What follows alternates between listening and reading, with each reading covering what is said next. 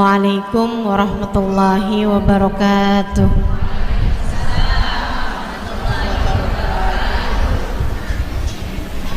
Alhamdulillah, wassalatu wassalamu ala rasulillah Muhammad ibn Abdillah wa ala alihi wa sahbihi wa man wala. Subhanaka la ilma lana illa ma 'allamtana innaka antal alimul hakim. Rabbi shrah li sadri wa yassir li amri wahlul 'uqdatan min lisani yafqahu qawli, amma ba'du. Alhamdulillah, sama-sama kita hormati, kita sayangi pimpinan Majelis Ta'lim Al-Futuhat Ustazah Zahra beserta seluruh keluarganya. Kita doakan semoga senantiasa dalam rahmat ridha Allah Subhanahu wa taala, dipanjangkan umurnya, sehatkan badannya, dimudahkan urusannya, dikabulkan hajatnya, semakin dicinta Allah Subhanahu wa taala dan Rasulnya. Para ustadzah, ustazah, para pimpinan majelis ta'lim, kita doakan semoga semuanya dalam limpahan rahmat ridha Allah Subhanahu wa taala, segenap syaraif serta semua yang hadir di majelis ini, baik ibu-ibu, kakak-kakak, adik-adik, anak-anak, yang semoga semuanya dirahmati dan dicintai Allah, disayangi dan disyafaati Nabi besar Muhammad sallallahu alaihi wa ala alihi wa sahbihi wasallam. Amin ya rabbal alamin. Saudaraku sekalian yang saya muliakan, kita hari ini tepat berada di hari terakhir, gitu ya. Jadi kita nih nggak ketemu lagi sampai tahun depan. Habis ini kita nggak ketemu lagi sampai tahun depan, Bu. Ya, ini pengajian nanti berapa jam lagi kita sudah akan memasuki tanggal 1 dari tahun baru Muharram 1445 Hijriah. Yang sekarang kita ada di tahun 1444 Hijriah. Dan nanti ini walaupun belum waktunya nggak apa-apa, kita akan bersama-sama membaca doa akhir tahun, Ibu ya, karena kan ini hari-hari terakhir. Nanti kalau ibu-ibu mau baca lagi ba'da asar lebih bagus, enggak juga nggak apa-apa karena udah bacanya sekarang, gitu ya. Nah nanti malam, halo, nanti malam begitu masuk ba'da maghrib, itu masuk maghrib itu udah berubah tanggal dari Dzulhijjah menuju ke Muharram, dari hari terakhir bulan Dzulhijjah menuju ke hari pertama bulan Muharram. Abis maghrib ibu baca Yasin nanti malam ya, kemudian baca doa awal tahun sambil niat barang-barang bagus, niat hal-hal baik yang akan ibu laksanakan sepanjang tahun depan nanti ini, dan juga niat semoga sepanjang tahun sholat kita semuanya terjaga, semoga sepanjang tahun Allah mudahkan kita untuk menghadiri majelis ilmu, sepanjang tahun Allah mudahkan kita untuk bangun malam, sepanjang tahun Allah mudahkan kita untuk bersedekah, sepanjang tahun Allah Subhanahu wa taala mudahkan kita yang jadi istri yang salehah, yang jadi ibu yang salehah, masih pada punya orang tua, mudah-mudahan jadi anak-anak yang solehah. Niat nanti malam nih kita mesti niat-niat yang banyak-banyak nih. Teman-teman sekalian saya muliakan, dan nanti malam juga doa, habisnya baca Yasin, baca doa awal tahun ya, baca doa awal tahun. Yang inti dari doa itu minta kepada Allah, semoga Allah Subhanahu wa taala menjadikan kita hamba-hamba yang terjaga dari perbuatan dosa, sekaligus menjadi hamba-hamba yang menang. Menang dari apa? Menang menghadapi musuh paling berbahaya dalam kehidupan kita. Siapa? Ada dua, setan sama hawa nafsu. Nah tuh kita minta sama Allah, mudah-mudahan dijadikan hamba-hamba yang menang, yang serius doanya, yang serius mintanya sama Allah Subhanahu wa taala. Mudah-mudahan Allah kabulkan, insya Allah. Nah nanti malam ini juga boleh ibu-ibu tafaulan. Apa tuh tafaulan?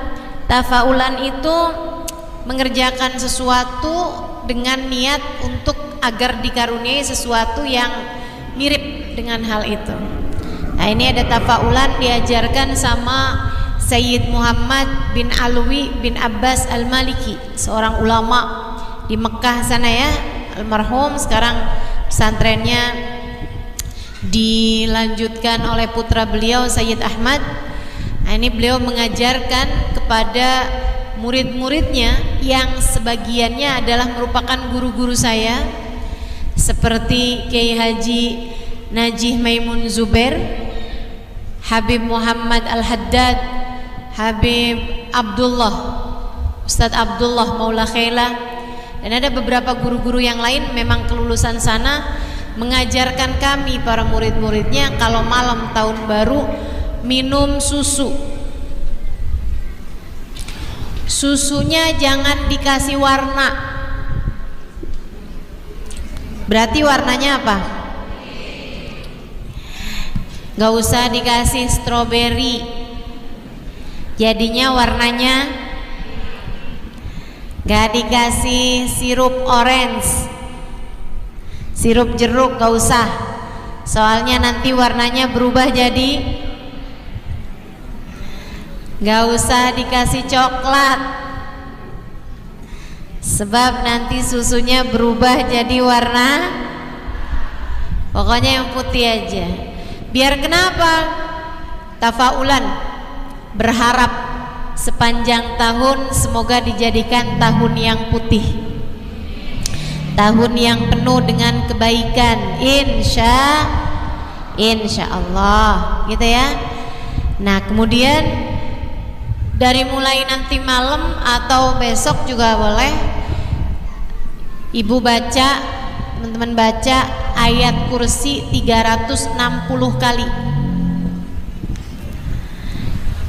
360 kali.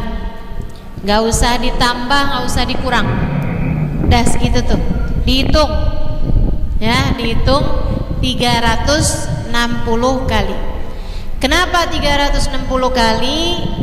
Sebanyak bilangan hari sepanjang tahun. Insya Allah kalau dibaca nanti malam atau besok ayat kursi 360 kali masing-masing dengan basmalahnya, sepanjang tahunnya jadi terjaga. Insya Allah aman. Bismillah aman. Ya, aman dari apa? Insya Allah aman dari dijahatin sama orang, aman dari, kita kan nggak tahu ya Bu ya, sepanjang tahun ini kan kita nggak tahu nih apa aja yang terjadi. Tambah tahun kan tambah orang kriminal macem-macem sekarang, dari mulai pelecehan seksual, iya kan ya, sampai digendam, dihipnotis. Nah nih cobain bismillah nih, baca ayat kursi 360 kali, aman dari segala kejahatan orang sepanjang tahun insya Allah. Jadi kalau ada orang yang mau berbuat jahat dengan misalnya gitu sihir, apalagi santet gitu, guna-guna kirim-kirim yang nggak baik, mudah-mudahan baca ini besok hari atau nanti malam, mudah-mudahan dijaga Allah Subhanahu wa taala sepanjang tahun. Baca apa, Bu? Berapa banyak? Baca bismillah apa enggak? Sekali atau 360 kali bismillahnya? Masing-masingnya ya. Insya Allah harus saya ulangi nih, soalnya kalau enggak tuh ntar begitu bubar tadi berapa ya tadi. Ibu suka gampang lupaan. Insya Allah mudah-mudahan bisa diamalkan. Baik teman-teman sekalian saya muliakan, sampai Ustazah puasa apa enggak besok? Yang mau puasa besok bagus aja, mengawali tahun dengan kebaikan gitu ya. Tapi kalau nggak puasa juga nggak apa-apa, puasanya itu sunnah tapi tidak muakkad gitu ya. Yang sunnahnya kuat, kesunahannya dianjurkan dengan sangat, itu adalah puasa tanggal 10 Muharram, namanya hari Asyura. Nah itu namanya puasa hari Asyura. Kapan itu? Tanggal 10 bulan Muharram, jatuhnya hari Jumat, tanggal 28 Juli. Nih dengerin nih, jangan pakai nanya-nanya lagi. Ntar baru sini Jumat kapan? Jumat tuh besok ya? Jumat besok? Bukan, Jumat tanggal 28 Juli sama dengan Jumat tanggal 10 Muharram atau hari Asyura. Asyura diambil dari kata-kata asyar, 10. Nah itu dia. Nah puasanya nanti tanggal 10 itu diawali dengan puasa sehari sebelumnya, yaitu tanggal 9, namanya hari Tasu'a ya. Jadi ibu niat tuh hari Kemisnya berarti ya, hari Kemis ya rahmukillah, hari Kemis malamnya niat nawaitu shoma ghadin an sunnati yaumit tasu'a lillahi ta'ala. Dan karena hari Kemisnya itu juga bertepatan dengan hari Kemis atau hari Tasu'anya bertepatan dengan hari Kemis, ibu sekalian bisa niatin puasa hari Kamis. Dan karena itu juga di bulan Muharram ibu juga bisa niatin sebagai puasa di bulan Ashhuril Hurum, bulan yang dimuliakan Allah. Jadi niatnya bisa double-double. Nawaitu shoma ghadin an sunnati yaumil khamis wa an sunnati yaumit tasu'a wa an sunnati yaumin minal ashhuril hurum. Gitu ya. Atau kalau ribet-ribet bahasa Arab, ya Allah saya niat puasa besok, puasain hari Kamis, puasain hari Tasu'a, puasain bulan Muharram, puasain bulan mulia, gitu ya. Seperti itu. Ustazah, saya masih punya utang puasa Ramadan kemarin. Saya gimana nih nasibnya nih? Mau puasa sunnah, saya masih punya hutang puasa wajib. Ini teman-teman, nggak boleh niat puasa sunnah aja. Sebab orang tuh kalau masih punya hutang puasa wajib, nggak boleh puasa sunnah. Lah terus gimana dong Ustazah? Saya kan pengen juga nih dapat pahalanya puasa Asyura gitu. Teman-teman saya sekalian, Imam Nawawi sebagaimana dikutip oleh Syekh Abu Bakar Syato dalam kitab I'anatul Talibin ala Syarhi Fathil Mu'in, Imam Nawawi menyampaikan bahwa kalau seseorang masih punya hutang puasa wajib, dia menjatuhkannya pada hari puasa sunnah, maka dia mendapatkan keduanya kalau dia meniatkannya. Maksudnya gimana? Niatin nawaitu shoma ghadin an qada'i fardhi syahri Ramadan. Ya. Nawaitu shoma ghadin an qada'i fardhi syahri Ramadan wa an sunnati yaumit tasu'a, di hari tasu'a, wa an sunnati yaumil khamis wa an sunnatil asyhuril hurum lillahi ta'ala. Nah, nanti yang besoknya gitu juga. Nawaitu shoma ghadin an qada'i fardhi syahri Ramadan wa an sunnati yaumi asyura wa an sunnatil asyhuril hurum lillahi ta'ala. Gitu bahasa Indonesianya. Ya Allah, niat puasa besok buat bayar hutang puasa Ramadan dan juga buat puasain hari Tasu'a. Besokannya, ya Allah, niat puasa besok buat bayar qada puasa Ramadan sama buat puasa hari Asyura. Dengan cara itu, insya Allah rahmatnya Allah luas, kedermawanannya Allah tak terbatas. Mudah-mudahan kita mendapatkan pahala keduanya. Gitu ya. Nah, buat nenek-nenek yang udah nggak punya utang puasa, alhamdulillah, ya kan Nek? Tapi rupa-rupanya menopause itu belum nenek-nenek kok. Banyak yang masih muda-muda juga udah menopause ya, rata-rata 50-an tahun ya, udah nggak mens lagi. Nah tuh silahkan dinikmati puasanya besok untuk puasa sunnah, melaksanakan kesunahan puasa Tasu'a, melaksanakan kesunahan puasa hari Asyura. Insya Allah. Nah teman-teman sekalian, sekarang ini saya akan bahas mengenai hari Asyura itu apa sih? Coba nih ya, kita baca nih beberapa firmannya.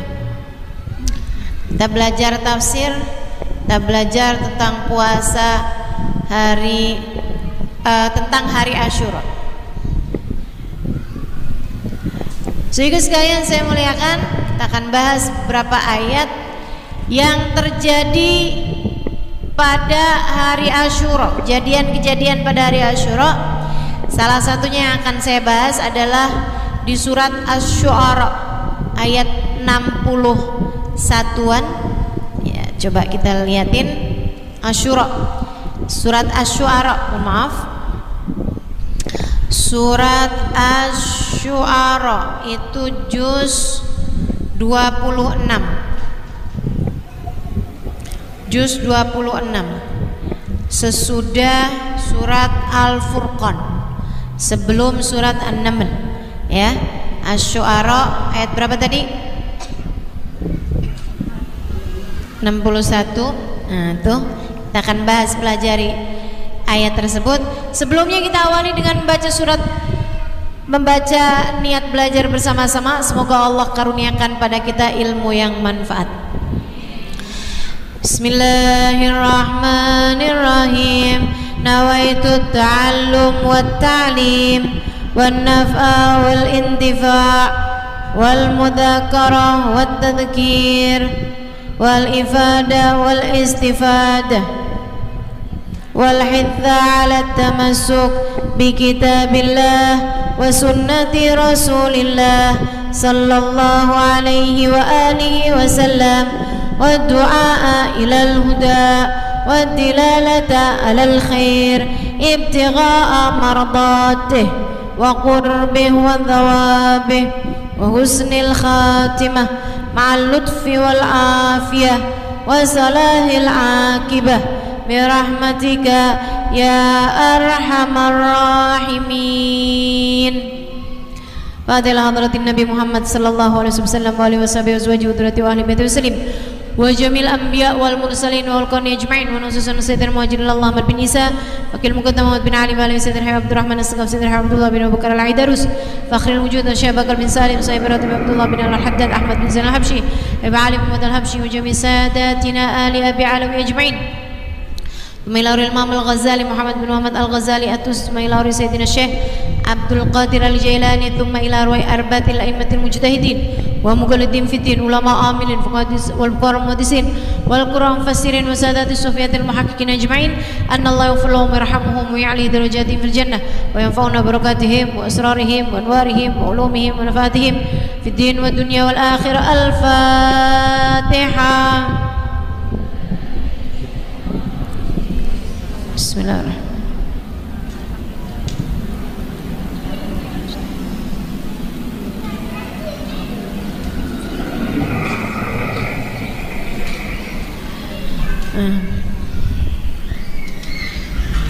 A'udzu billahi minasyaitonir rajim dari ayat 59. Kadzalika wa awrathnaha bani Israil.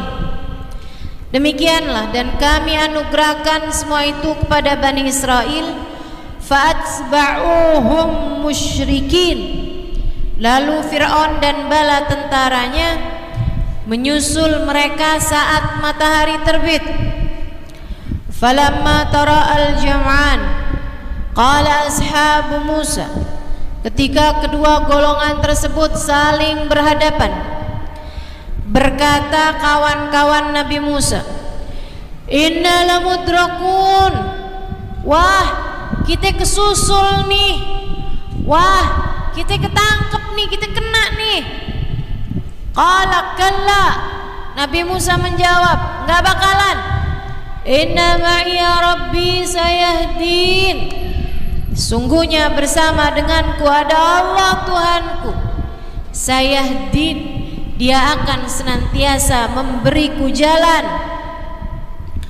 Fa'auhayna ila Musa anidrib bi'asakal bahr. Maka kami wahyukan kepada Nabi Musa, pukulkanlah tongkatmu ke lautan. Fanfalaqa, maka lautan pun terbelah. Fakana kullu firqin kataudil adim. Setiap belahannya seperti gunung yang besar. Wa azlafna thammal akharin. Dan di sanalah kami dekatkan golongan yang lain. Fa anjaynahu Musa wa man ma'ahu ajma'in.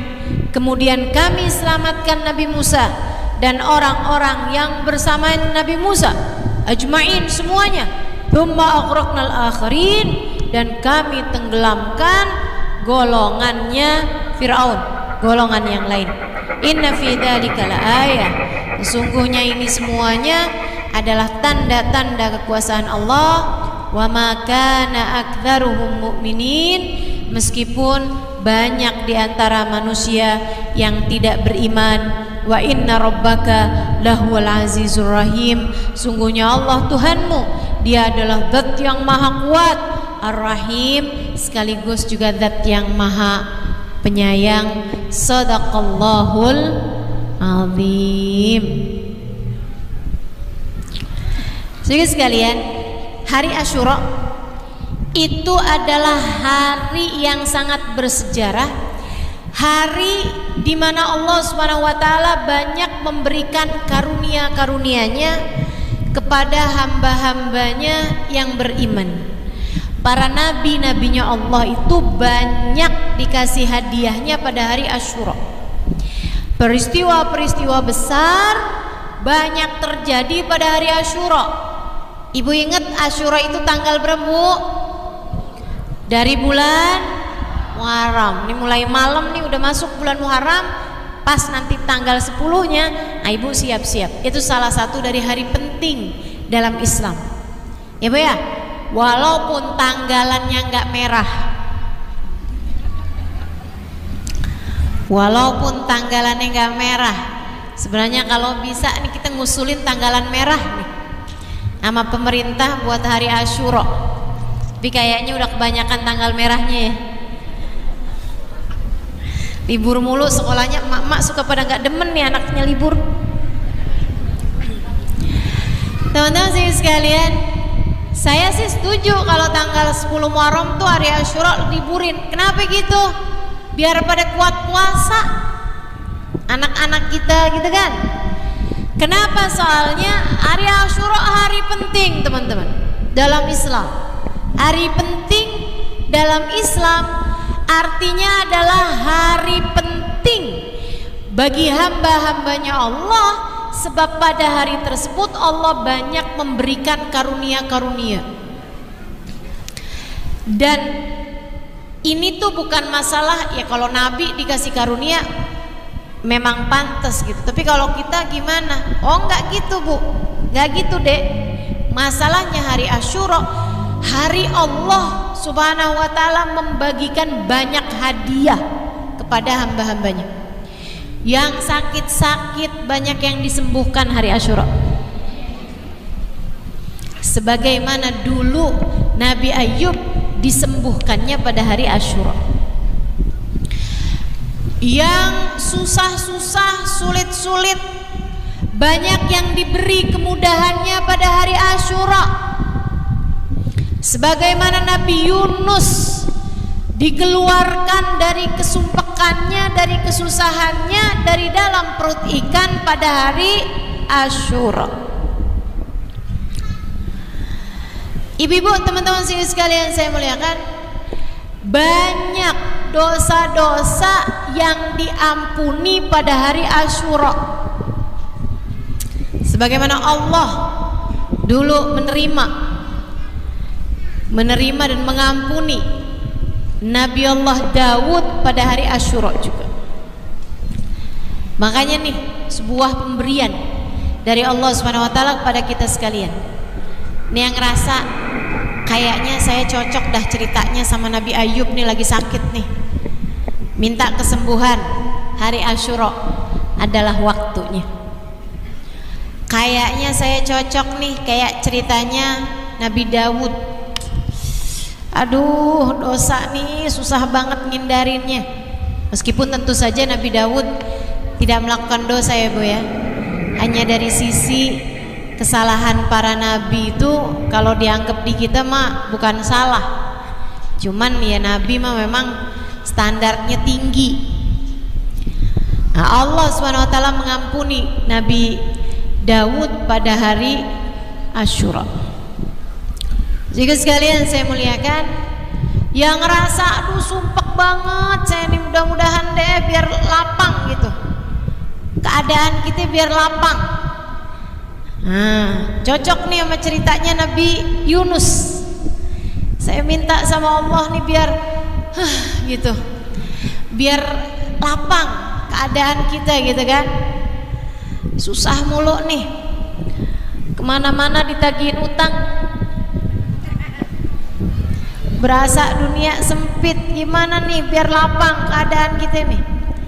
Cobain yang serius doa, yang serius ibadah pada hari Asyura. Mudah-mudahan sebagaimana Nabi Allah Yunus dikeluarkan dari perut ikan, kamu pun juga dikeluarkan dari segala kesusahan, kesempitan, ketidaklapangan pada hari Asyura. Dan sebagaimana Nabi Musa di ayat yang kita akan pelajari ini ya, dibelenggu oleh Fir'aun. Nabi Musa yang berada dalam kekuatan Bani Israel, maksud saya berada dalam kekuasaan Fir'aun, diselamatkan Allah pada hari Asyura. Mudah-mudahan kita juga begitu.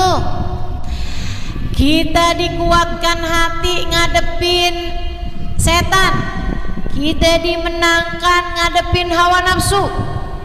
Dan kalau ada di antara kita yang sedang berada dalam kekuasaan orang yang gak sayang sama kita, entah punya suami yang kasar, yang jahat gitu misalnya, atau ada orang tua yang kurang sayang gitu ya, suka mukul misalnya dan sebagainya, atau punya pekerjaan dengan bos dengan atasan yang rada-rada apa nih, toksik ya, yang cukup menyusahin gitu misalnya.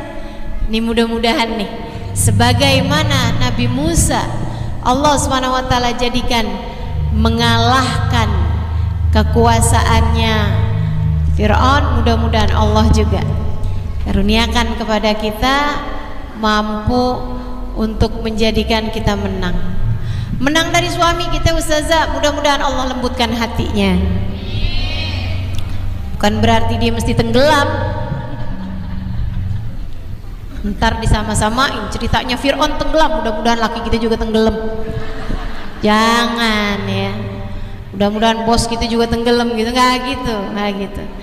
Akan tapi kita minta kepada Allah SWT, semoga Allah SWT melembutkan hati mereka, melembutkan hati orang-orang yang kita sayangi, sehingga kita menjadi orang yang terselamatkan, insya Allah. Gimana nih ceritanya Nabi Musa nih?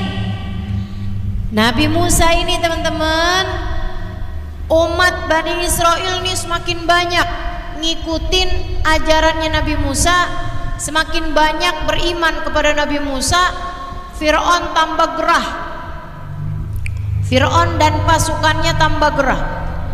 Ini Musa gimana sih nih ceritanya nih, Musa sama Harun nih, yaudah kita hancurin aja, kita hancurin. Musa sama Harun nih kita tangkepin, kita kumpulin, kita bakar gitu kan, habis nih Musa sama Harun. Ini kita biarin ternyata ngelunjak nih si Musa nih. Padahal dulunya saya yang ngerawat, katanya Fir'aun nih. Nih Bu ya, dari ceritanya Nabi Musa sama Fir'aun nih, kita bisa tahu nih, ternyata bisa aja orang dididik sama orang yang gak soleh tetap jadi soleh tuh bisa, iya kan? Musa alladhi rabbahu fir'aunu mursalu wa Musa alladhi rabbahu jibrilu kafiru. Dulu di zamannya Nabi Musa tuh ada dua Musa Bu.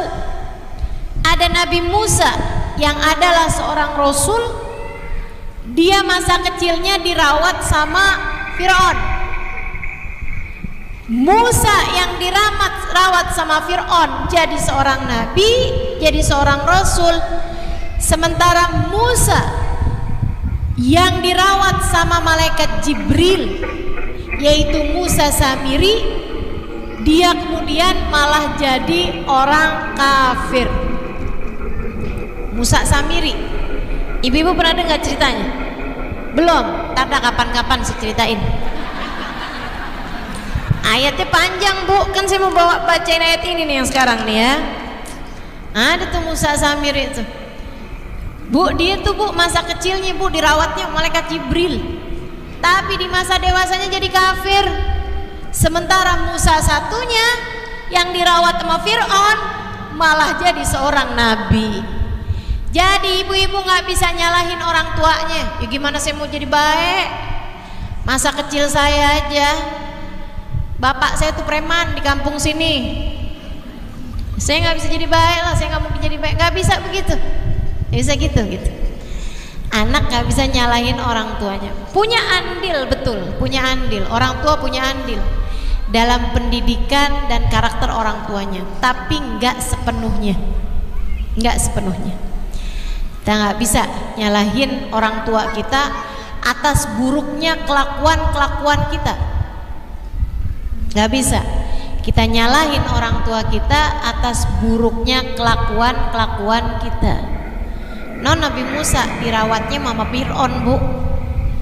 Akan tetapi Nabi Musa bukannya jadi seseorang yang durhaka, malah menjadi seorang utusan Allah. Dah nih katanya Fir'aun nih, Musa nih kagak bisa dikasih hati nih, dikasih hati minta jantung di si Musa nih. Kalau kita tangkap aja dah, kita tangkap aja. Jadi Fir'aun pun bersiap-siap bawa bala bantuannya buat nangkep Nabi Musa dan kelompoknya. Kedengeran sama pasukan atau sama orang Bani Israel, wahai Nabi Musa, apa yang harus kita lakukan? Kita mau ditangkap nih sama pasukannya Fir'aun. Kabarnya mereka udah lagi jalan menuju kemari. Kata Nabi Musa, sebentar, saya mau tanya sama Allah. Sebentar, saya mau beristikharah. Itu sebabnya kenapa saya selalu ngajarin ibu-ibu buat istikharah tiap hari. Kan begitu? Ingat ya Bu ya, tiap pagi tuh jangan berani keluar rumah sebelum sholat istikharah. Pagi-pagi sebagaimana kamu sholat duha. Ibu biasanya nih modelan ibu-ibu nih sholat duha kagak tinggal dah. Urusannya rezeki saya udah tahu dah, udah ngerti saya. Tadi malam sholat witir apa enggak?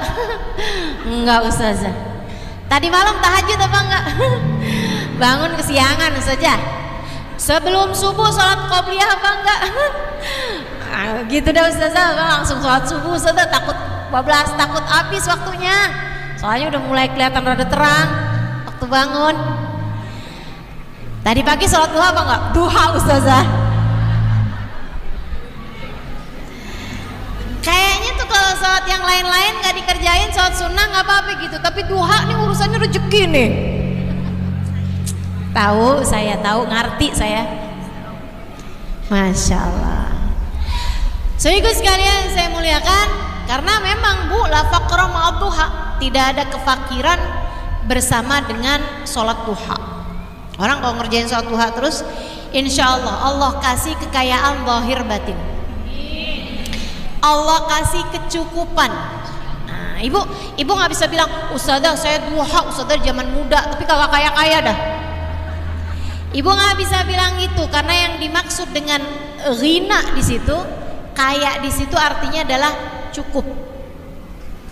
Bu, saya rasa kalau ibu sampai dengan sekarang duduk di sini, saya rasa ibu adalah orang yang berkecukupan.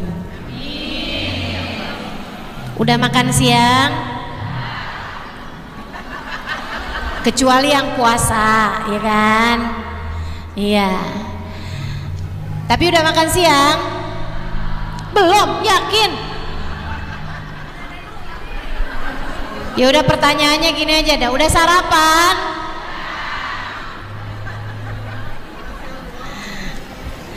Ibu-ibu sekalian, cukup kita insya Allah nyampe ke sini kan artinya punya uang buat nyampein ibu kemari, atau seenggaknya nebeng sama temen, saya nggak tahu dah.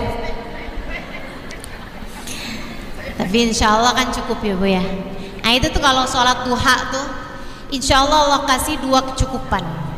Kecukupan zahir artinya nggak akan ada, dengarkan saya, kamu kalau istiqomah sholat duha terus tiap hari, nggak akan datang waktunya kamu pengen makan sampai nggak punya sesuatu buat kamu makan. Orang kalau sholat duha terus tiap hari gitu ya istiqomah, nggak akan datang waktunya kamu sampai miskin, yang bener-bener miskin buat makannya nggak ada tuh, nggak akan. Kalau istiqomah ya, istiqomah. Sama Allah Subhanahu wa taala akan kasih kepadamu insya Allah merasa cukup hatinya jadi ngerasa cukup terus. Tapi kalau ada orang nggak sholat duha, andai pun dia dikasih kekayaan secara zahir, Allah nggak akan kasih kepada dia kekayaan secara batin. Artinya ngerasanya kurang aja gitu.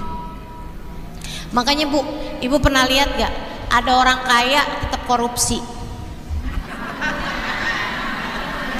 Ibu lihat kan, biar di TV juga, tapi kan lihat ya Bu ya. Bu, yang korupsi itu kaya-kaya loh, tapi dia nggak ngerasa cukup, makanya ngerasa takut kurang, akhirnya yang haram-haram sekalipun diambil sama dia. Bahaya tuh.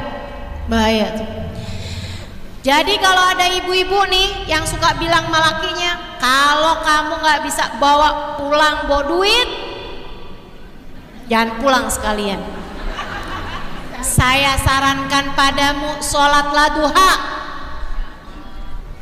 Jangan tinggal sholat duha. Tuh ada ibu yang begitu modelnya pasti nggak sholat duha tuh.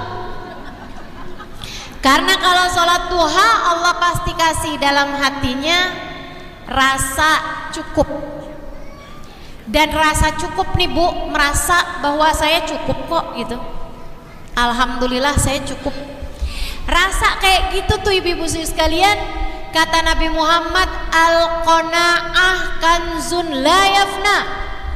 Merasa cukup adalah kekayaan yang gak akan pernah ada habis-habisnya. Masya Allah. Itu orang kalau sholat duha tuh dikasih ghina, kasih merasa cukup zahir dan batin, kecukupan secara zahir dan secara batin. Nah kalau ibu pagi itu sholat duha, sekalian juga ibu sholat istikharah. Usolli sunnatal istikharah rakaataini lillahi ta'ala. Ibu sholat itu 2 rakaat.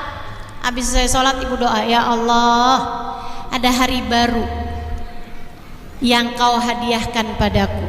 Ya Allah, bimbinglah hambamu ini ya Allah untuk dapat menjalaninya sesuai dengan apa yang kau inginkan. Bimbing saya ya Allah untuk melakukan kebaikan-kebaikan sepanjang hari ini.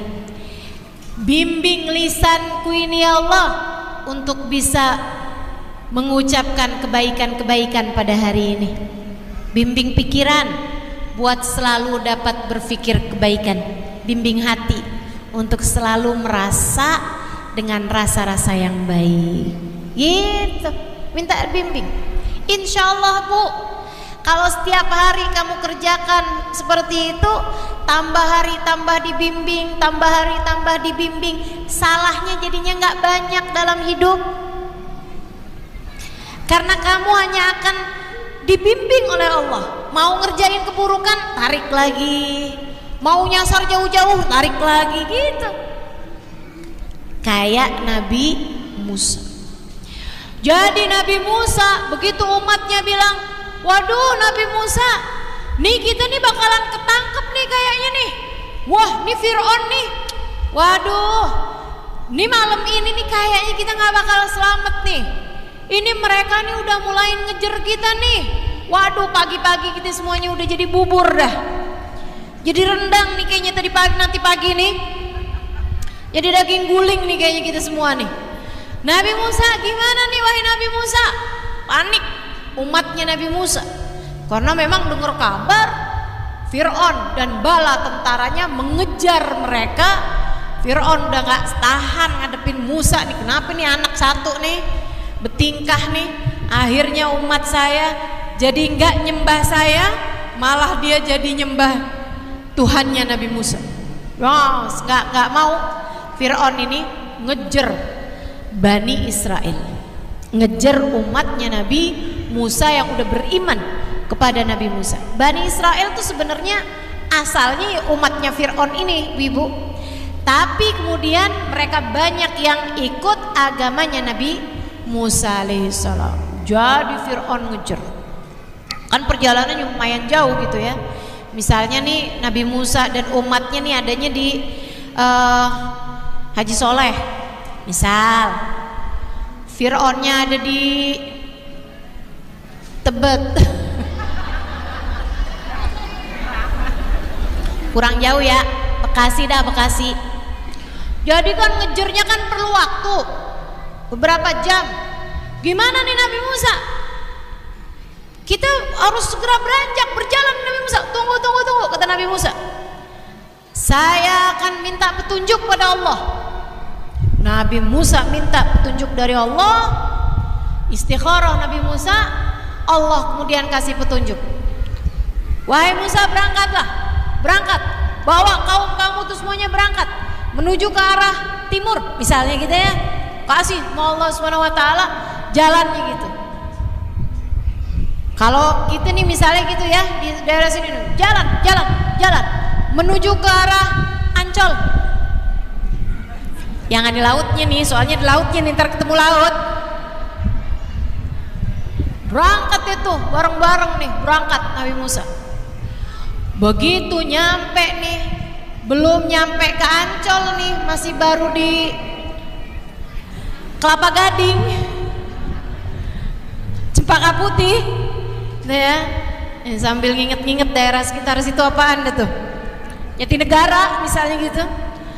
Nyampe di situ ketemuan sama pasukannya Fir'aun. Waduh, udah deket nih, Fir'aun pasukannya nih udah kelihatan nih, lagi ngejar mereka. Waduh, Nabi Musa, gimana Nabi Musa? Terus jalan, kata Nabi Musa. Terus jalan. Wah, Nabi Musa, inna lamudrakun, kata mereka nih. Inna lamudrakun. Falamma tara'al jam'an. Tatkala pasukan ini udah saling lihat, udah ketemu. Waduh, kelihatan tuh pasukannya Fir'aun tuh. Kalau Musa, kalau ashabu Musa, teman-temannya Nabi Musa nih, Bani Israel yang bersama dengan Nabi Musa, para pengikutnya Nabi Musa, mereka bilang, inna lamudrakun. Waduh, kita ketangkep nih Nabi Musa, kita pasti nih ketangkep nih. Waduh, udah deh nggak selamat nih kita nih. Apa kata Nabi Musa? Kalla, nggak bakalan. Kita nggak bakalan ketangkep. Kita nggak bakalan disiksa sama Fir'aun. Kita nggak bakalan kena sama pasukannya Fir'aun. Kenapa gitu? No, udah kelihatan no pasukannya no. Dari kejauhan kan, malam-malam ini ya. Malam-malam nih ceritanya nih. Malam-malam Bu. Udah mau subuh. Udah mau subuh tuh. Udah dini hari gitu kan. Mau kelihatan no. Dari kejauhan gitu. Mereka semuanya pada iniannya apa namanya, api-api yang mereka bawa gitu kan, obor-obor yang mereka bawa tuh kelihatan tuh di kejauhan. Waduh, Nabi Musa nih kena nih kita nih, gak bakalan, kata Nabi Musa, kita gak bakalan kena. Kenapa? Inna ma'iya rabbi sayahdin, karena bersamaku ada Allah. Sayahdin, Allah akan selalu memberi jalan pada kita. Tuh, enaknya jadi hamba Allah yang selalu minta petunjuk dari Allah, nggak bakalan salah-salah jalannya. Makanya Bu, jangan andalkan ilmumu tidak seberapa. Jangan andalkan hartamu nggak seberapa. Jangan andalkan kekayaanmu, kamu nggak kaya-kaya amat juga. Jangan andalkan kecantikanmu, kamu gue gak cantik amat juga, sampai belibet nih lidah saya. Kita gak cakep-cakep amat juga ya Bu ya. Jangan andalin itu semuanya. Cukup andalan kita adalah Allah. Selagi kamu di jalan Allah, selagi kamu ngikutin aturan Allah, selagi kamu selalu minta petunjuk dari Allah, Allah udah kasih petunjuknya, jalanin, gak usah takut. Inna ma'iya rabbi sayahdin, sungguhnya bersamaku ada Allah. Allah akan selalu memberi kepada kita jalan. Ibu, kamu kawin sama suamimu udah cukup lama, kamu ada dalam jalan Allah Bu. Gak usah takut sama perempuan yang berhubungan sama suamimu lewat jalan haram. Bu, kamu istri sah, gak usah takut sama pelakor.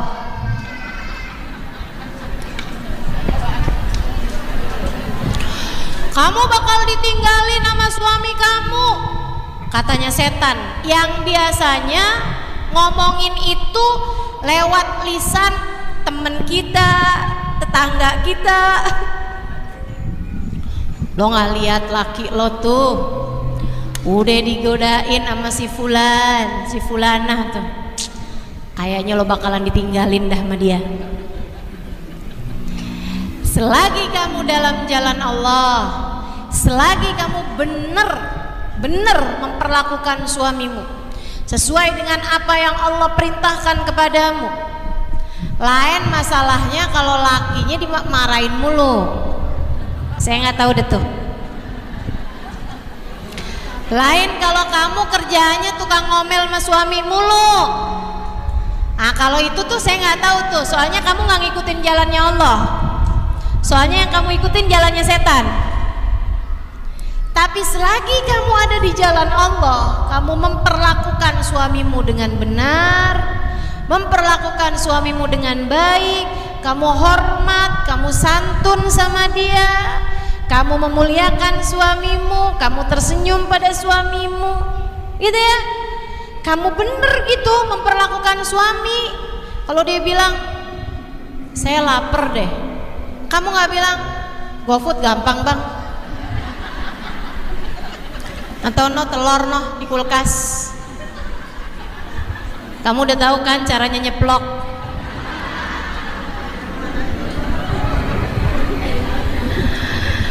Nah, kalau kamu modelannya kayak gitu saya nggak tahu dah tuh.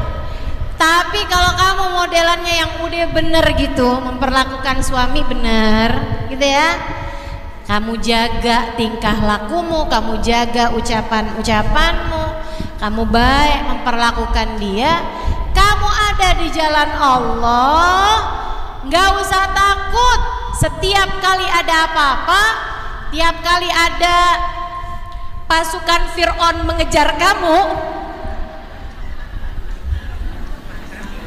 ucapkan inna ma'iya rabbi sayahdin. Saya nggak takut, bersama dengan saya ada Allah. Sayahdin, Allah pasti akan memberi jalan. Allah pasti bakalan ngasih yang terbaik bagi kehidupan saya. Saya nggak takut. Tuh Nabi Musa tuh. Ya gitu ngajarin sama kita. Selagi kamu ada di jalan Allah, bismillah teman-teman sekalian. Kita hanya perlu menjalani kehidupan ini dengan cara yang terbaik. Ada yang jahat apapun nggak usah khawatir. Hah? Ada tetangga begini begitu segala, nggak usah khawatir. Ternyata si perempuan yang naksir melaki gitu tuh mau ngirim-ngirimin santet guna-guna gitu kan, mau ngirim-ngirimin apa tuh namanya, pelet segala macem misalnya gitu, mau melet suami kita. Tenang, ucapkan kalla inna ma'iya rabbi sayahdin. Jangan malah kok laki saya berubah ya, kayaknya disantet nih, saya mau cari juga dah, dipelet kayaknya nih, saya mau cari juga dah dukun lain yang lebih sakti. Nggak gitu. Biarin orang mau ada yang nempuh jalannya setan, kita hanya perlu untuk terus-terusan menempuh jalannya Allah. Sehingga dimanapun kapanpun, inna ma'iya rabbi sayahdin, bersama denganku ada Allah Tuhanku, dia pasti akan memberi kepadaku jalan. Bu, coba diinget-ingetin sepanjang hidupmu. Coba diinget-ingetin sepanjang hidupmu. Ketika kamu sedang di jalan Allah, pernah gak Allah tinggalin? Gak bakalan. Gak bakalan. Semua kesusahanmu dibantu kok sama Allah. Betul? Betul. Coba ibu-ibu inget-ingetin deh. Tapi saya selalu khawatir Ustazah, saya selalu cemas, saya selalu panik gitu. Panik dari apa? Khawatir dari apa? Coba kamu ingetin. Pernah disusahin sama Allah apa? Kita itu loh, susahin sedikit, habis itu dikasih jalannya banyak. Betul? Kayaknya mentok nih, susah nih, lewat sini susah, lewat situ susah. Tahu-taunya ada aja jalannya.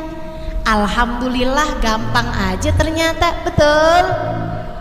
Kalau ada di jalan. Enggak Ustazah, saya urusan pinjol Ustazah, repot banget dah. Ya karena kamu nggak di jalan Allah. Baju masih pada bagus-bagus, kepengen aja buat beli lagi, sampai akhirnya utang-utangan. Panci masih pada bagus, ikutan kredit juga, utang aja. Masya Allah, Masya Allah. Tuh kursi masih bisa didudukin, beli lagi yang baru. akhirnya utangnya banyak. Ya kan begitu tuh. Nah kalau utangnya banyak tuh kamu nggak di jalan Allah, siapa suruh ngutang? Allah mah nggak suruh bu buat kita ngutang, ada setannya sendiri tuh yang godain kamu buat ngutang. Ntar nanti kalau utangnya nggak ditagih-tagih, alhamdulillah, makasih ya Allah, utang saya kagak ditagih-tagih, alhamdulillah. Terus pura-pura lupa dah tuh. Ada nggak yang modelannya begitu? Mana orangnya?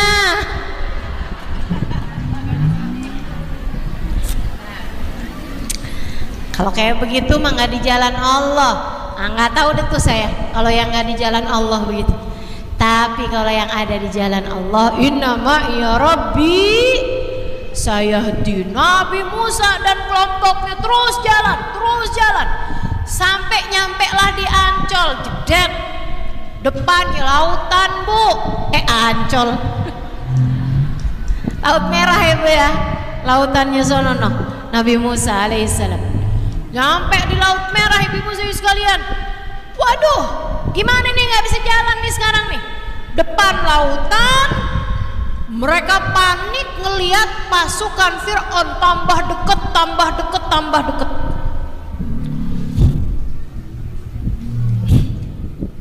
Tunggu ya, hidung saya kemasukan apa gitu.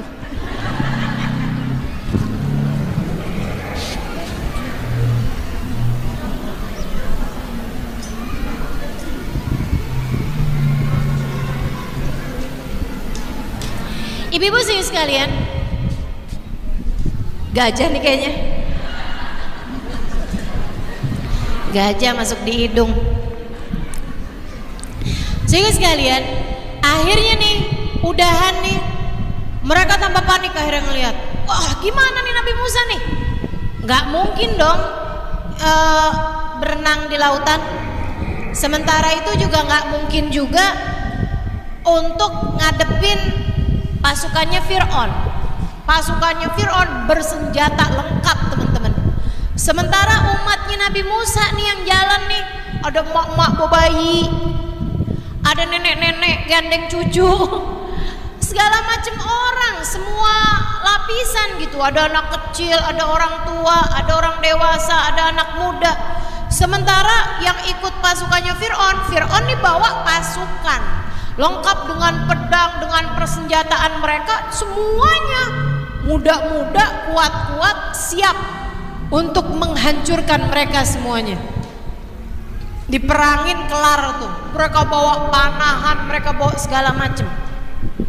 Waduh, gimana nih wahai Nabi Musa, gimana nih? Fauhaina ila Musa, maka kami pun memberi wahyu kepada Nabi Musa. Buat orang yang ada di jalan Allah, Allah pasti.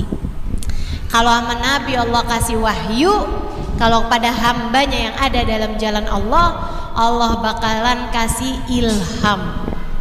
Allah bakal dibisikkan dalam hati, bikin dia tahu aja gitu, tahu aja mesti lewat di mana, mesti pergi kepada siapa, meski harus menghubungi siapa gitu, ngerti? Kalau dalam perusahaan, ya Allah gimana nih Allah, gimana nih Allah, itu pasti sama Allah dikasih tunjuk jalan bu. Makanya nggak usah takut. Tiba-tiba anak kita kejang, anak bayi, anak kecil nih, tiba-tiba kejang, waduh panik kan kita, ya Allah gimana nih Allah. Nah, kalau kamu selalu ada dalam jalan Allah, Allah pasti kasih kepadamu petunjuk. Nanti diilham, entah itu telepon rumah sakit, entah itu apa, entah itu kita hubungin saudara, pokoknya akan selalu ada jalan untuk orang-orang yang ada dalam jalan. Dan terkadang perintahnya tuh rada nggak masuk di akal. Salah satunya yang ada di sini nih, Allah perintahkan kepada Nabi Musa, gimana? Anidrib bi'asakal bahr, wahai Musa, pukulkanlah tongkatmu ke lautan. Itu nggak masuk di akal bu. Kenapa Ustazah nggak masuk di akal? Bu, Nabi Musa ini lagi minta diselamatin dari Fir'aun. Allah nyuruh Nabi Musa buat make tongkatnya buat mukul. Mukul siapa? Pantes-pantesnya kan kepalanya Fir'aun. Betul nggak? Ya Allah, gimana cara saya selamat dari Fir'aun. Wahai Musa, pukulkanlah dengan tongkatmu kepala Fir'aun. Akan pantas. Betul enggak? Ini enggak. Allah bilang, wahai Musa, anidrib bi'asa, pukulkanlah wahai Musa dengan tongkatmu tersebut ke lautan. Untung Nabi Musa ini nabinya Allah, yang apapun diperintahkan Allah sami'na. Kalau modelannya yang kayak gitu-gitu kalau diperintahkan Allah gitu kan, salah apa enggak nih Allah? Bukannya kepala Fir'aun aja nih Allah. Gimana kalau saya ngide-ngide, saya pukulin dulu kepalanya Fir'aun, baru saya pukulin ke lautan? Nabi Musa enggak, langsung sami'na wa ta'na. Nabi Musa pukulkan ke lautan. Begitu dipukul, bismillahirrahmanirrahim, lautan langsung kering, langsung keras, langsung terbelah lautannya ibu-ibu sekalian. Dan sebelah kanannya jadi kayak gunung, sebelah kirinya jadi kayak gunung. Jadi ombaknya tuh gitu ya, terbelah lautannya, set, keras semuanya. Dan lautan sebelah kanan kirinya itu berubah menjadi seperti kataudil adim, jadi kayak gunung yang sangat besar. Nabi Musa bilang, berangkat, berangkat. Nabi Musa jalan depan, kemudian diikuti kaumnya. Oh, jalan nih semuanya nih, melewatin lautan tersebut sampai mendarat di ujungnya. Lagi tengah-tengahan nih Bu, lagi tengah-tengahan lewatin lautan nih ibu-ibu sekalian. Tahu-tahu kelompoknya Fir'aun itu yang didahului oleh Fir'aun yang paling depannya ngelewatin jalanan yang sama juga. Kata umatnya Nabi Musa nih, Musa pukulin lagi tongkatnya Musa, biar yang di sananya jadi air. Biar mereka tenggelam gitu kan. Nabi Musa nggak dapat perintah dari Allah, jadi nggak ngikutin tuh apa yang diomongin sama kaumnya. Nggak dapat perintah kok sama Allah, udah jalan aja terus, jalan terus sampai selamat.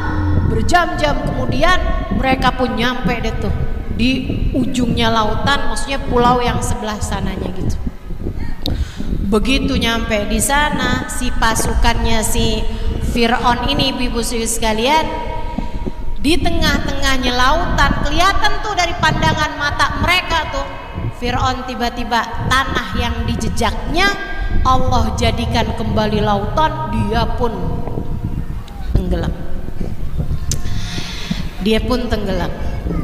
Ternyata Fir'aun bersama dengan seluruh ilmunya kagak sempat les berenang.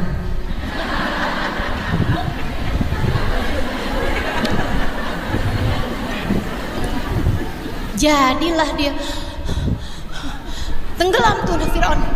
Waduh, ibu-ibu sekalian, bingung nih orang-orang nih. Waduh, Fir'aun begitu kayak begitu Bu, sempet kemakan-makan air gitu kan. Fir'aun tahu nih masalahnya nih, ternyata saya bukan Tuhan.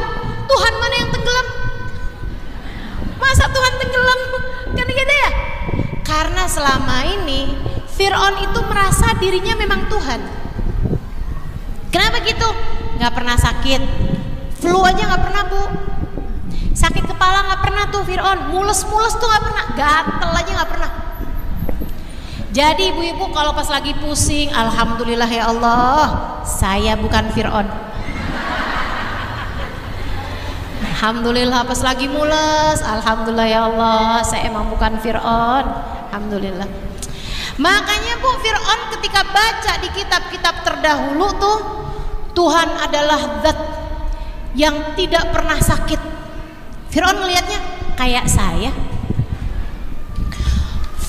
Tuhan adalah zat yang apabila berkata kepada langit, turunlah hujan, maka hujan pun turun.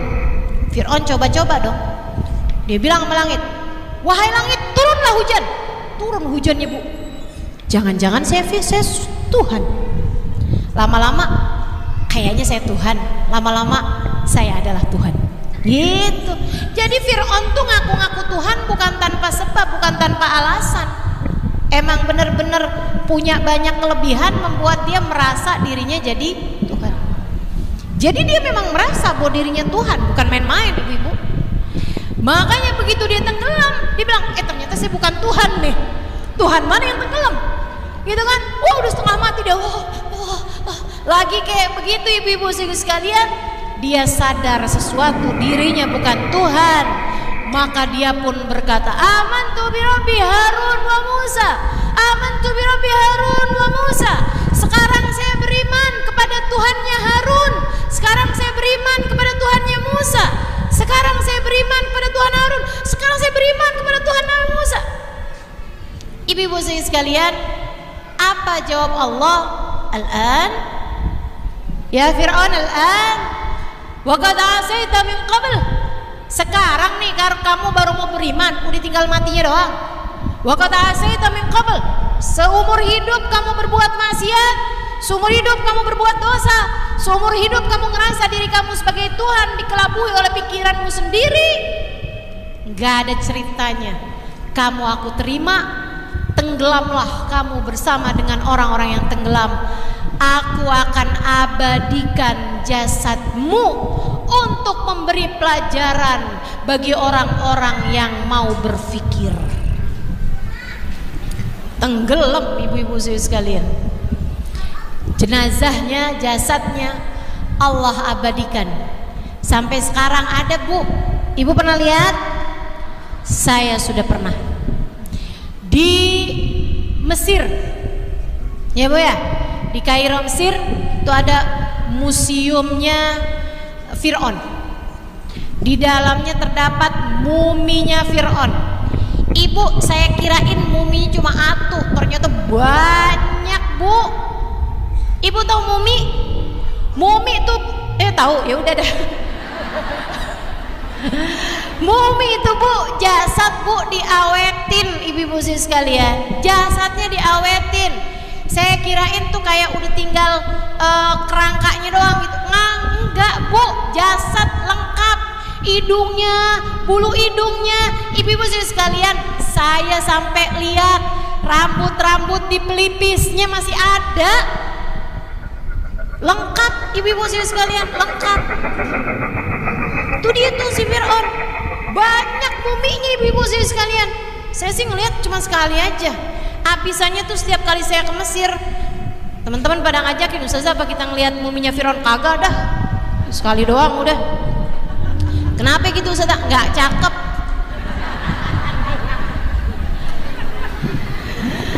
Teman-teman sekalian, tuh dia tuh. Nah, kalau banyak jenazahnya kok bisa tahu kalau itu adalah muminya si Fir'aunnya Nabi Musa gitu kan? Karena katanya di antara semua mumi-mumi yang ada, ibu-ibu sekalian, hanya dialah satu yang di dalam jantungnya waktu dia mati tuh, dalam jantungnya ditemukan ada garam-garam laut merah. Jadi dia tenggelam tuh, sempet kan kelelep, kemasuk air garam dong, air laut. Jadi di dalamnya tuh ternyata terdapat garamnya. Dan dia yang paling awet, Bu, paling lengkap. Agak ada yang rusak gitu, semuanya lengkap tuh untuk Allah abadikan. Pulang-pulang dari Mesir suami saya nanya, gimana kamu udah lihat muminya Fir'aun? Udah. Gimana? Tenang. Kenapa gitu? Cakepan kamu masih. Ada. Gitu deh, Bu, kita sama suami bercandaan aja, Bu ya. Kata Nabi kan kita disuruh begitu tuh. Ama Nabi dikasih rumusan hidup rumah tangga tuh kalau mau bagus, kalau mau enak, kata Nabi, halla tulaibuka wa tulaibuh, tudahikuka wa tudahikuh. Kamu ama istri kamu tuh, kata Nabi, bercanda. Kamu bercandain dia, dibercandain kamu. Kamu bikin dia ketawa, dia pun juga bikin kamu ketawa gitu. Nggak usah terlalu serius sama suami, Bu. Obrol yang seru-seru aja sama suami itu udah. Yang buat ketawa-ketawa aja, Bu. Nggak usah terlalu serius. Ya, Bu ya? Halo? Ngobrol sama suami urusannya angka mulu. Ada no ibu-ibu di sono no kayak gitu tuh. Tiap ketemu sama suaminya, Bang, mau ada yang saya omongin. Waduh, itu beling satan tuh suami itu udah gitu tuh. pusing tuh. Habis itu begitu duduk sama suami langsung, coba bang pegang bolpen, kemarin tagihan listrik sekian, anak sekolah biaya sekian, ini bang anak kita nih bang yang nomor 5 bang, kan masuk SD tuh bang, tadi dimintain buat bayaran seragam sekian. Ya Allah, pusing bener tuh lakinya, ya Allah. Kasian. Udah dia obrolin mah yang enak-enak aja, ya bu. Waslafna thammal akhirin fanjayna Musa wa ma'ujmain thumma aghraqna al-akhirin. Kemudian kami tenggelamkan semuanya. Inna fi dzalika laayah. Semua ini terdapat tanda-tanda kekuasaan, meskipun wa ma kana aktsaruhum mu'minin, banyak orang-orang yang tetap tidak mau beriman. Ini semua menunjukkan inna rabbaka lahuwal azizur rahim. Allah subhanahu wa ta'ala, Tuhan kita adalah zat yang maha kuat. Fir'aun cemen kagak ada papanya, tenggelam juga dah, kena air doang kalah, ya enggak? Dihitung aku Tuhan. Masya Allah. Ar-Rahim, tapi Allah juga, meskipun Allah zat yang maha kuat, tapi Allah maha Rahman, maha Rahim kepada hamba-hambanya. Alhamdulillah. Itu si Fir'aun bu, tenggelam pas banget tanggal 10 Muharram. Makanya yang puasa tuh bukan cuman kita, orang Yahudi kan percaya sama Nabi Musa. Orang Yahudi mereka juga puasa. Makanya di akhir tahun hidupnya Nabi Muhammad, Nabi lihat ternyata yang puasa bukan cuman orang Islam, orang Yahudi juga pada puasa hari Asyura. Ditanya sama Nabi Muhammad, kenapa Hud ente pada puasa? Kan Yahudi kan, kenapa ya ente pada puasa? Nggak enak manggilnya gimana nih? Kenapa kalian pada puasa nih hari? Mereka bilang, nih hari hadzal yaum najjallahu fihi Musa. Ini adalah hari di mana Allah menyelamatkan Nabi Musa dan kaum Bani Israel dari kejahatan Fir'aun, maka kami pun berpuasa pada hari ini. Nabi begitu tahu orang Yahudi juga puasa, Nabi Muhammad bilang, lau adrakna sanatil atiyah lasumtu ma'at asyura at-tasua. Kalau umur saya nyampe tahun depan nih, bukan cuma tanggal 10-nya doang yang saya mau puasain, tapi saya tambahin, saya mulain dari tanggal 9, biar puasa kita nggak sama puasanya orang Yahudi, gitu ya. Nah, nanti tanggal 10 Muharram ibu baca deh tuh, hasbunallah ni'mal maula 70 kali. Kemudian lagi baca doanya. Nah, nanti ada tuh doanya di Mukhul Ibadah, ibu bisa cari di kumpulan doa-doa, ada googling juga ada. Nanti saya juga mau taruh dah di Instagram saya buat mama ibu-ibu ya, boleh minta anaknya buat buka Instagram saya, ada tuh. Nih hari juga doa awal tahun, doa akhir tahun udah saya masukin juga di situ. Dah, nenek-nenek minta aja sama anaknya, nak bukain dah nak Instagramnya Ustazah Halimah. Sambil nanya, Instagram belinya di mana sih nak? Baik ibu-ibu sekalian, insyaallah mudah-mudahan Allah Subhanahu wa taala kasih kepada kita kemudahan. Allah Subhanahu wa taala karuniakan segala kebaikan-kebaikan bagi kita sekalian. Allah mudahkan kita insyaallah. Sallallahu ala sayyidina Muhammadin wa ala alihi wa sahbihi wasallam. Fadli subhana rabbika rabbil izzati amma yasifun wa salamun alal mursalin walhamdulillahi rabbil alamin. Semoga dapat diamalkan dalam kehidupan kita. La hadhihi niyah wa ila hadratin nabi. Al-Fatihah.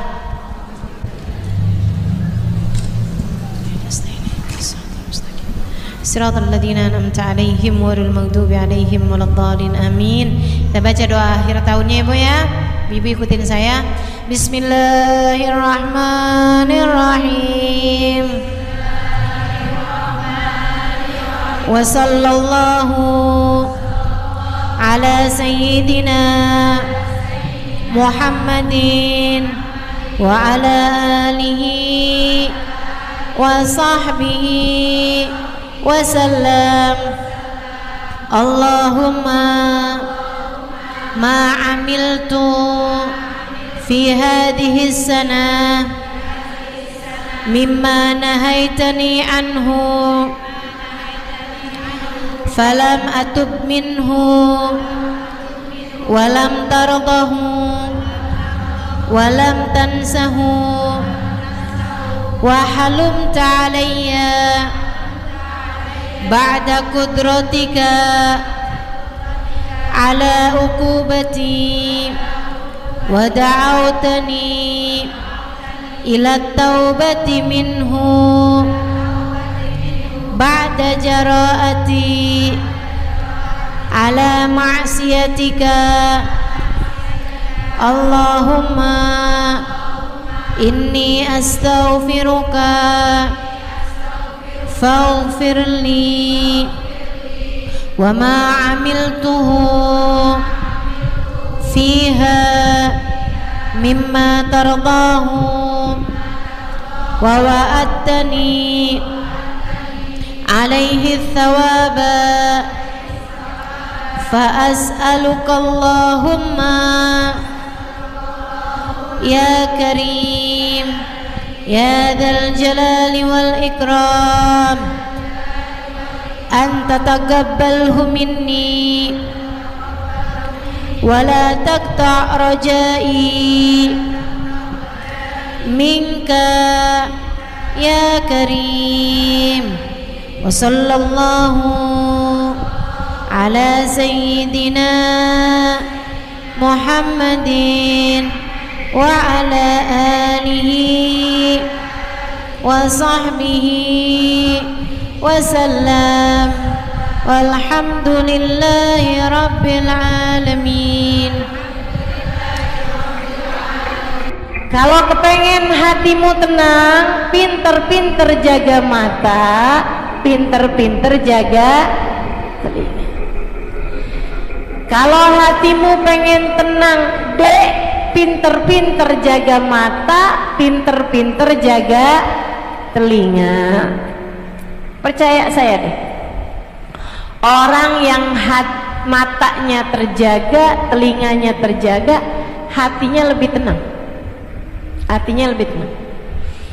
Saudara sekalian, para istri nih yang gak pinter jaga mata, asal lihat HP suaminya nganggur, dia gak pinter jaga matanya. Ustazah, jadi ustazah ngebelain suami kita nih? Enggak. Ya kalau dia nyimpen apa-apaan di HP-nya ustazah, kalau enggak kita tahu, cari tahu, kan bahaya ustazah. Bahaya kenapa? Teman-teman saudara sekalian, saya enggak bela suamimu, enggak, sungguh. Ini tuh bukan orderan para suami, bukan pesanan para suami. Bilangin dong ustazah, tuh bini saya tuh kerjaannya tukang ngecek HP mulu. Kita kan juga tambah lama tambah pinter, macem-macem ya caranya. Orang tuh kalau mau ngerjain, caranya ketemu aja teman-teman. Jadi kamu nggak usah segitunya gitu. Kalau bukan pembelaan terhadap para suami, ustazah belain siapa? Belain dirimu. Saya peduli kepada hatimu, saya peduli kepada kebahagiaan hidupmu. Jangan mau perasaanmu disponsori oleh apa yang ada dalam HP suamimu. Rasa hati didukung oleh HP suami, enggak gitu caranya. Bahkan jangan mau kebahagiaan hatimu diganggu sama bagaimana perlakuan suamimu padamu. Kita menikah tidak dengan laki-laki kecil, laki-laki kanak-kanak, sama-sama sudah dewasa. Cukup ada Raqib dan Atid menulis semua perbuatan mereka. Kamu nggak usah ikut-ikutan sok bantuin Raqib Atid.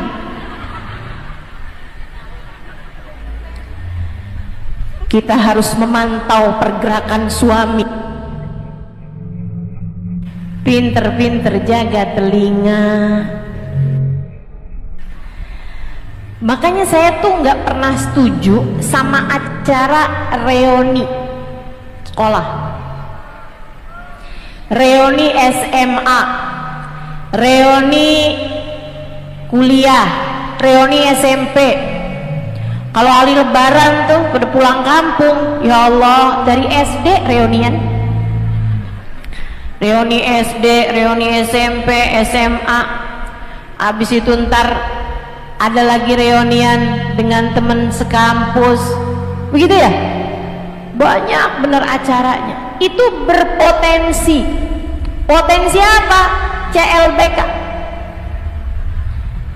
cinta lama bersemi kembali. Gua kok ustazah, saya mah pinter jaga hati, pinter jaga diri. Bisa jadi, tapi yang laki-laki itu belum tentu.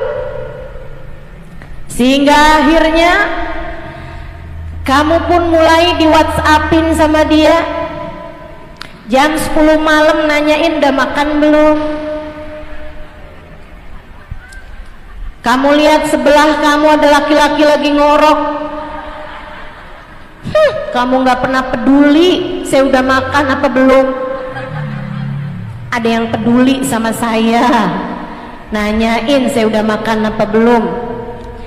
Teman-teman sekalian yang saya muliakan, tuh kalau ada kayak begitu nih, saya kasih tahu aja nih ya, semuanya nih, yang tidak halal bagimu nanyain kamu udah makan apa belum.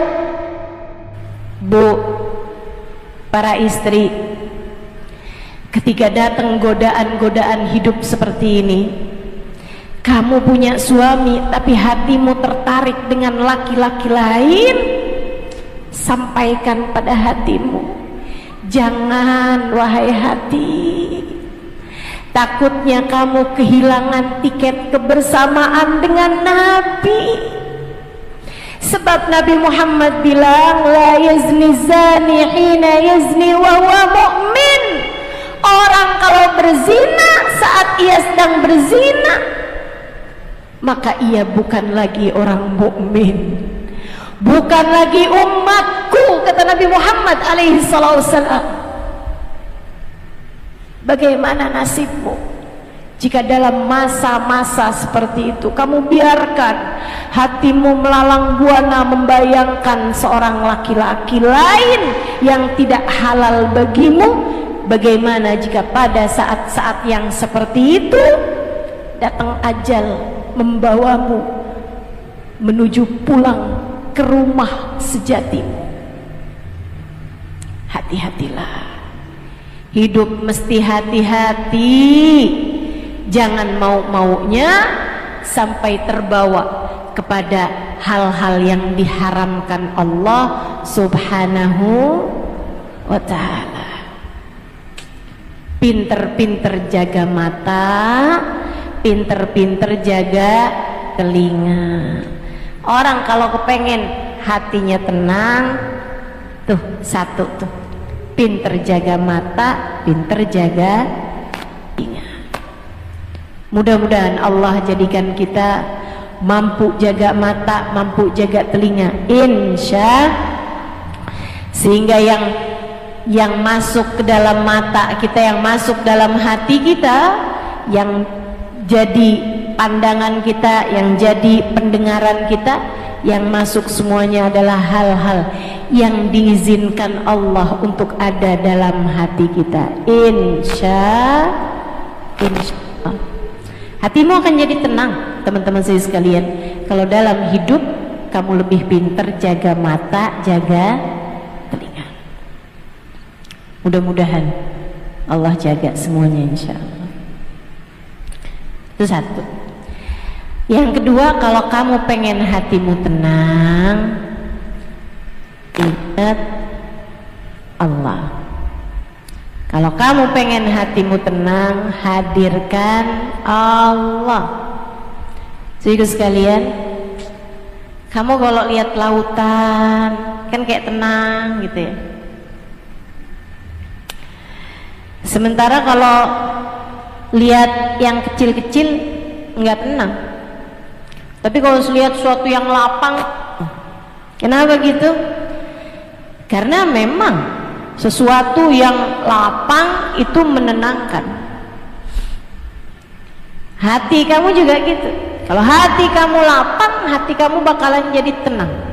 Itu sebabnya Nabi Musa alaihissalam minta kepada Allah kelapangan hati. Rabbi syrahli sadri, katanya Nabi Musa alaihissalam. Jadi kamu kalau kepengen tenang, sering-seringlah ingat Allah. Hatimu hadirkan Allah. Gimana caranya menghadirkan Allah? Ingat semuanya dari Allah. Semuanya dari Allah, semuanya milik Allah, dan semuanya hanya akan kembali kepada Allah subhanahu wa ta'ala. Tuh hati jadi lebih tenang. Inget-ingetin urusan antaramu dengan Allah. Tiap kali nih ngeliat, ih baju cakep banget, cobain deh. Nanti di saat saya menghadap Allah, saya pakai baju kayak apa ya? Nanti di saat saya menghadap di hari akhirat, hari, kata Nabi Muhammad, hari itu semuanya mulia, semuanya telanjang, illa man kasahullah, kecuali orang-orang yang dipakaikan baju sama Allah. Ada harinya nanti di akhirat, di mana semua akan digiring dalam keadaan telanjang, kecuali yang dipakaikan baju oleh Allah. Digiring dalam keadaan haus, kecuali yang diberi minum oleh Allah. Digiring dalam keadaan lapar, kecuali yang diberi makan oleh Allah. Digiring dalam keadaan hina, kecuali orang-orang yang dimuliakan oleh Allah. Maka tiap kali lihat baju bagus, ya saya kepengen beli, kok nggak bisa beli, ingetin, tenang. Walibasut taqwa dzalika khair, pakaian ketakwaan, pakaian ketakwaan itu adalah pakaian yang sesungguhnya yang akan kita pakai saat kita menghadap kepada Allah. Kalau kamu bisa punya baju bagus, ingat juga, ya Allah, Engkau telah memakaikanku baju seindah ini di dunia. Ya Allah, pakaikanlah pula aku baju yang lebih indah di hari akhirat nanti, ya Allah. Ingat sama Allah. Saat kamu lagi makan, ingat sama Allah. Yang ngasih rezeki makanan itu bukan suamimu, bukan anakmu, bukan tetanggamu, akan tetapi yang memberikan kepadamu sejatinya adalah, ya Allah, saya nggak bisa makan nih kalau Engkau tidak memberikan kepadaku rezeki. Bukan begitu? Dari Allah, teman-teman. Adakah kamu tahu apa yang akan kamu makan nanti malam? Nggak tahu. Besok pagi apalagi? Yang tahu siapa? Allah subhanahu wa ta'ala. Sehingga sekalian saya melihat, sebab Allah yang memberikan kepadamu makan. Berapa suapannya, berapa potong dagingnya, berapa potong sayurannya, berapa kuenya, berapa potong, semuanya udah ada ukurannya dari Allah subhanahu wa ta'ala jalla jalaluhu wa ta'ala azamatuh. Berapa sering kamu ngambil nasi kemudian udah gak bisa lagi kamu habisin. Kamu pikir tadi nih ngambilnya kebanyakan. Bukan, rezeki dari Allahnya cuma segitu aja. Tapi kalau saya paksain masuk juga ustazah, ya itu dia, berarti rezekinya emang sampai habis. Guru saya Hubaba Nur bilang, tidak ada satu butir nasi melainkan ketulis di situ bakalan jadi rezekinya siapa. Nggak akan pindah. Semuanya dari Allah Subhanahu wa ta'ala. Makanya nggak ada ceritanya orang ngerebut rezeki kita, nggak ada. Orang ngambil rezeki kita tuh nggak ada, teman-teman sekalian. Saya bikin toko, sebelah bikin toko, dia lebih laku tuh dagangannya daripada saya. Dia udah ngerampas rezeki saya. Nggak ada ceritanya orang ngerampas rezeki orang. Rezeki semuanya datangnya dari Allah Subhanahu wa ta'ala. Kamu masukin terus tuh dalam hati kamu. Kamu masukin terus dalam hati kamu. Qaddarallahu takdira. Allah Subhanahu wa ta'ala qad ja'alallahu likulli syai'in qadra. Kata Allah Subhanahu wa ta'ala, Allah lah yang telah menetapkan ukuran dari masing-masing takdirnya. Makananmu ada ukurannya, udah dipasin sama Allah Subhanahu wa ta'ala. Uangmu semuanya ada ukurannya, masing-masing udah ada takarannya dari Allah Subhanahu wa ta'ala, teman-teman sekalian. Ada yang dikasih banyak kan, ada yang dikasih dikitan. Kamu hanya perlu memastikan bahwasanya masuknya rezeki dari arah yang halal. Sebab kalau rezeki masuk padamu dari cara yang haram, panjang akibatnya nanti di hari akhirat. Jangan mau-maunya sama sesuatu yang haram-haram. Yang sabar, nyari rezeki itu yang sabar. Ingat ceritanya Sayyidina Ali bin Abi Thalib. Sehingga sekalian saya muliakan, Sayyidina Ali itu satu hari lagi naik keledai pergi ke rumah salah satu sahabatnya. Dia takut nih kalau keledainya itu nggak ada yang megangin, dia takut ntar keledainya kabur. Jadi akhirnya dia udah lihat satu orang, dia bilang, Cal, sini pak, sini, dek sini, panggil. Dia bilang, pegangin keledai saya boleh nggak? Saya mau ada keperluan dengan sahabat saya. Bilang, oh iya, tentu pak, saya pegangin dah keledainya. Nggak apa, masuk aja. Masuklah Sayyidina Ali. Di dalam nih Sayyidina Ali rupanya ngobrol agak cukup lama. Buka-buka kantong bajunya, dilihat ada uang. Ada uang 10 dirham. Kalau di kita 100.000 lah gitu. Sayyidina Ali mikir nih, kesian tuh yang pegangin keledai saya. Saya mau kasihin uang 10 dirham ini sama dia. Saya mau kasihin nih, hadiah karena dia udah pegangin keledai saya. Sayyidina Ali keluar, orang itu nggak ada, keledainya juga nggak ada. Gak lama kemudian ada orang bawain keledainya Sayyidina Ali. Dia bilang, Tuan, ini keledaimu bukan? Jadi orang itu dulu saling kenal gitu, kayak kendaraan gitu, kayak mobil, motor kan suka orang tahu kan, wah ini nih mobilnya si ini nih, gitu. Nah, zaman itu juga gitu, orang udah tahu, Tuan ini kan keledaimu ya? Kata Sayyidina Ali, oh iya. Di mana kamu nemu? Lagi lari-lari pagi, lagi jogging. Dia bilang lagi ada di sana tuh dia. Saya pikir punya Sayyidina Ali kan, jadi saya bawain ke sini.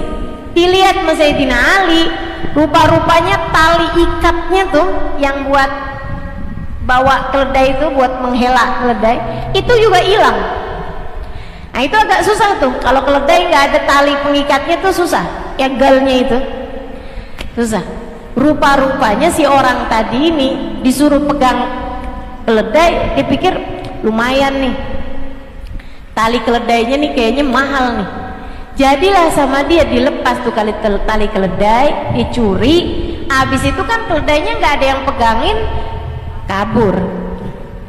Dia nggak berani nyuri keledainya karena orang tahu gitu kan, terus dijual di pasar juga nggak ada yang mau beli gitu. Ini keledainya Sayyidina Ali nih gitu. Jadi dia cuma berani curi tali keledainya. Kata Sayyidina Ali, waduh, kalau gitu saya minta tolong dong, boleh nggak kamu beliin saya tali keledai di pasar? Nih uangnya 10 dirham tadi tuh. Cari-cari orang tersebut, orang jual tali keledai, ketemu sama yang tadi megangin tali keledainya Sayyidina Ali. Dia bilang, boleh nggak saya beli ini tali keledai? Berapa nih? 10 dirham deh gitu. Ya dapat tuh 10 dirham. Pulang kasihin, nih tuan, lah punya saya nih. Balik lagi rupanya sama saya lagi. Dia bilang, kayak apa yang jual tali keledai ini? Orangnya begini, begini. Itu dia tuh yang tadi megangin tali keledai saya. Kata Ali, subhanallah, subhanallah. Ini orang pinter nih, orang pinter. Subhanallah. Kata Ali, emang 10 dirham itu emang jadi rezeki dia. Udah ketulis tuh 10 dirham rezeki dia. Emang akan sampai kepadanya. Emang rezekinya tuh orang. Cuman karena dia nggak sabar, yang mestinya datang dalam keadaan halal, akhirnya datang dalam keadaan haram. Dia jual yang bukan miliknya, kan hukumnya haram. Betul nggak? Sehingga sekalian yang saya muliakan, Sayyidina Ali emang niat tuh duit mau buat dia. Andai dia mau sabar nungguin sampai beberapa jam yang akan datang gitu ya, beberapa menit yang akan datang, Sayyidina Ali akan keluar kemudian ngasih tuh 10 dirham. Akan tetapi karena nggak sabaran, nih kayak orang-orang rawang nih, suka nggak sabar ngeliatin duitnya suami ada di saku baju waktu dicuci. Lumayan rezeki istri solehah. Tunggu dulu, kalau kamu sabar bisa jadi itu memang rezekimu. Bisa jadi. Ntar aja tungguin suami pulang terus bilang, bang, barang yang sudah ada di tangan saya tidak bisa dikembalikan. Kenapa nih? Tadi lagi nyuci baju abang, udah ketemu nih bang, 100 ribuan. Gimana kalau buat saya aja ya bang? Dia bilang, iya deh, buat kamu deh. Kan halal tuh, enak teman-teman sekalian. Walaupun habis itu suami lebih hati-hati lagi. Kalau mau taruh baju ya. Sehingga sekalian saya muliakan, yang sabar nyari rezeki, Allah nggak akan membiarkanmu kelaparan, membiarkanmu kesusahan. Emang pernah kamu dibiarkan kelaparan, nggak ada makanan sama sekali selama ini? Coba ingat-ingat, nggak pernah teman-teman sekalian. Kalau kamu lapar ya emang kamunya yang pengen lapar karena kamu puasa atau kamu diet gitu kan. Tapi Allah membiarkanmu kelaparan, nggak ada makanan yang bisa kamu makan, pernah? Nggak pernah. Nggak usah segitunya ragu-ragu sama Allah. Wah, kalau kamu di PHK bagaimana cara kita bisa makan? Wah, kalau kita dagangan yang nggak laku gimana kita bisa makan? Itu halu yang ada dalam pikiranmu. Sebab bahkan dari sejak kamu masih berada dalam rahim ibumu, rezekimu sampai kepadamu. Maka meskipun kamu tidak tahu rezekimu ada di mana, tenang, rezekimu tahu kamu ada di mana. Ia akan sampai kepadamu tanpa ada keraguan. Kamu hanya perlu memastikan satu hal, seperti yang tadi saya sampaikan, yang sabar nyari rezeki, biar rezekinya datang dalam keadaan halal. Ingat, yang ngasih rezeki cuma satu, namanya. Jadi tenang hati kita. Suami pulang bawa banyakan, alhamdulillah. Suami pulang bawa dikit, alhamdulillah.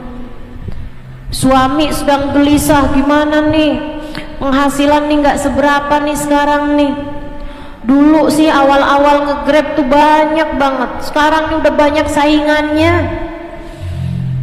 Gimana ya, nggak banyak penghasilannya. Tenang bang, rezeki kan bukan dari abang juga.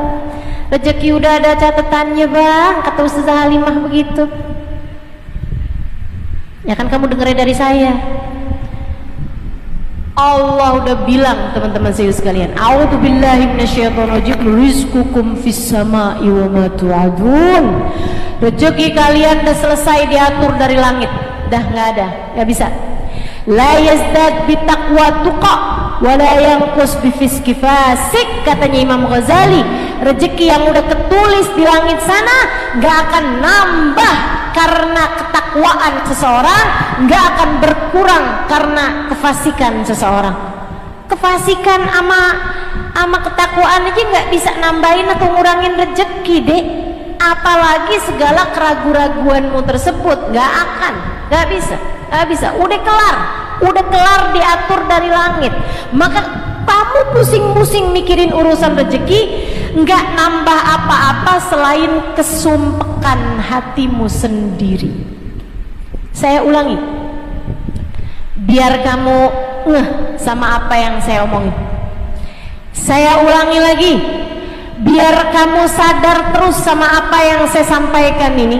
Biar besok-besok kalau udah mulain gelisah hati, galau hati urusan-urusan rezeki, nih ingetin ucapan saya, teman-teman sekalian. Rezekimu udah selesai diatur dari langit, kata Allah. Udah kelar, nyatetnya udah selesai. Nggak bisa nambah, nggak bisa ngurang, kecuali kepemilikan. Kepemilikan bisa nambah, bisa ngurang. Maksudnya apa sih, Ustazah? Tuh catatan angka-angka di rekening bankmu tuh bisa nambah, bisa ngurang. Tapi yang kamu makan, yang kamu pakai, yang kamu nikmati, nggak bisa nambah, nggak bisa ngurang. Nggak bisa bertambah, nggak bisa berkurang. Teman-teman sekalian saya muliakan, orang yang koruptor, nambahin apa selain angka-angka dalam saldo rekeningnya? Nggak nambahin apa-apa, nggak nambahin yang dia makan, nggak nambahin yang dia minum, nggak nambahin yang dia pakai, nggak ada, teman-teman sekalian. Itu yang kamu pakai itu rezeki kamu tuh. Tapi susah kalau nggak ada duitnya kan nggak bisa beli gitu. Tapi yang akhirnya kamu beli itu rezekimu. Yang akhirnya kamu pakai itu rezekimu, teman-teman. Itu nggak bisa nambah, nggak bisa ngurang. Nggak bisa nambah, nggak bisa ngurang. Makanya ada orang punya duit gitu kan, tapi bajunya dia pakai bajunya yang nggak dia beli, pakai duit dia. Kayak saya kasih orang dulu. Teman-teman sekalian yang saya muliakan, itu karena memang rezeki sama saldo rekening tuh nggak ada kaitan. Orang yang korupsi itu, apakah mereka bisa menikmati hasil korupsinya? Kok jawab enggak? Emang tahu? Pernah. Tapi yang pasti teman-teman sekalian, enggak nambahin apa-apa selain kesumpekan hatinya sendiri, selain hidup yang semakin berantakan dalam hidupnya mereka. Enggak nambahin apa-apa. Rezekimu sudah selesai diatur sama Allah dari langit, enggak nambah, enggak ngurang, enggak bertambah, enggak berkurang.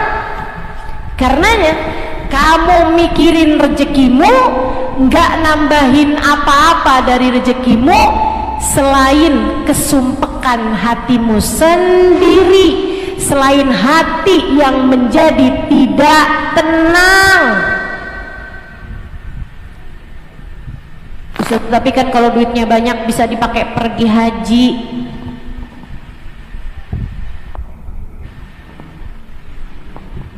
Kalau duitnya banyak kan Ustazah bisa sering-sering pergi umrah. Kalau duitnya banyak kan bisa kepake buat bikin majelis. Bu, ini tuh urusan rezeki dari Allah. Ada banyak orang duitnya banyak Kak, pergi haji. Betul? Allah. Ada banyak orang duitnya banyak, akan tetapi nggak pergi juga buat umrah. Karena uang tuh kalau dari yang haram, dari yang syubhat, bakal kepakainya juga buat yang haram, yang syubhat. Kalau dia berasal dari sesuatu yang halal, maka akan kepakainya juga untuk sesuatu yang halal. Nggak nambahin apa-apa, percaya saya, nggak nambahin apa-apa dari apa yang telah dituliskan Allah Subhanahu wa ta'ala. Kamu ketika mikirin urusan rezeki, kamu ketika pusing urusan rezeki, kamu ketika kebanyakan mikiran urusan rezeki, ini teman-teman nggak nambahin rezekimu, yang ada adalah nambahin galaumu, nambahin sumpek hatimu, nambahin kegelisahanmu, dan bisa jadi juga nambahin dosa-dosamu. Jadi nggak usah terlalu dipikirin, nggak usah terlalu dipikirin. Insya Allah. Ingat Allah. Kalau kepengen hatimu lapang, ingat Allah. Yang ngatur hidup Allah. Masa sih hati nggak tenang? Saya tanya nih, yang ada di sini nih, yang sudah pernah naik pesawat terbang, atau yang sering naik pesawat terbang, atau yang pernah pergi haji, pergi umrah, pergi ke luar negeri yang agak jauhan, saya tanya ya, ada di sini banyak pasti teman-teman sekalian. Saya tanya, waktu di atas pesawat tidur apa nggak tidur? Tidur tuh di atas pesawat. Sekalian saya muliakan, kok bisa kamu tidur di atas pesawat padahal kamu nggak kenal sama pilotnya? Kalau terus sama pilotnya iseng saya mati-matiin iseng saya udah putus asa nih, mari kita bunuh diri bareng-bareng, bisa apa enggak? Bisa aja sebenarnya kalau pilotnya mau kayak begitu. Teman-teman saya sekalian, kamu naik pesawat nggak kenal pilotnya, segitunya kamu bisa segitu tenang sampai kamu bisa tidur di dalam pesawat, kamu bisa tenang naik di atas pesawat. Kenapa? Karena kamu tahu ada pilotnya, padahal pilotnya kamu nggak kenal. Saudaraku sekalian yang saya muliakan, ini saya kasih tahu, di dalam hidupmu ini ada pilotnya teman-teman saudaraku sekalian, pilotnya Allah. Masa kamu nggak tenang? Pilotnya Allah, Kak. Pilotnya Allah, Dek. Pilotnya Allah, Mbak. Pilotnya Allah, Bu.